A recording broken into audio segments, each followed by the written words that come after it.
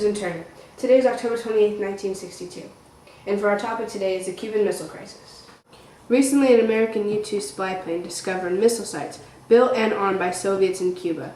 As a response, President Kennedy has set up a naval blockade to stop Soviets from bringing more supplies into Cuba, and today they are holding a peace summit to settle the issue. I have been told that we're going to go live with President Kennedy and Soviet Premier Khrushchev.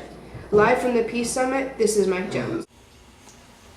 Thanks, Susan.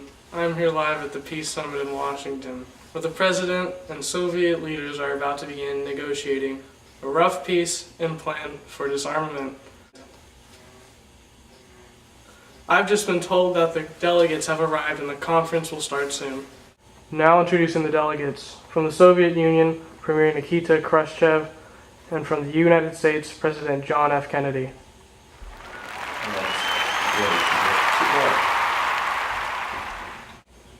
Mr. Premier, our intelligence suggests that you've been building and arming nuclear missile sites in Cuba. Is there any truth to this? No, it is not true. Really? Fine, we have the nukes. And you know about our naval blockade around Cuba.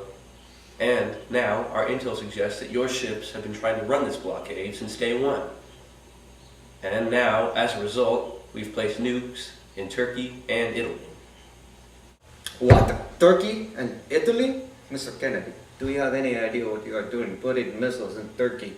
We put the missiles there to help Cuba defend itself from your aggression and attempts to overthrow the government chosen by the people, which goes against your weak democratic principles. Well, that may be true. This is why I called this summit, to help ease the tensions between our two nations. For some hothead on either side presses the wrong button and all hell breaks loose. If we continue down our current path, our citizens and the rest of the world will be destroyed in the war that would follow. We must each disarm our missiles in all of our territories and help defuse this crisis before it reaches critical mass. I would only agree to this, only if you disarm your missiles as well, because I do care about my people. And we should also establish a direct hotline between Moscow and Washington. That way, we can quickly prevent any further misunderstanding. I agree to this plan. Now, Mr. Premier, we will sign this treaty that officially ends the Cuban Missile Crisis by removing missiles from Cuba, Turkey, and Italy. And now, Mr. Khrushchev, if you would be so kind as to sign this piece. Sure.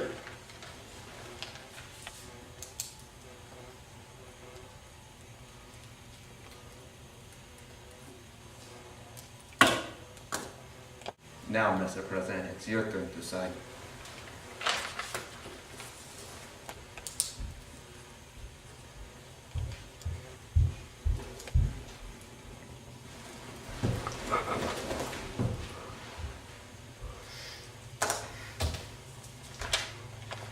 Khrushchev, this is a historic day.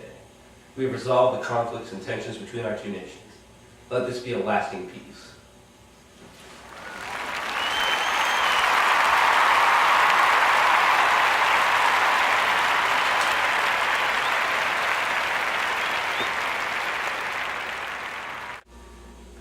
Well, President John F. Kennedy and Premier Khrushchev have signed the treaty, creating peace in the world for another day.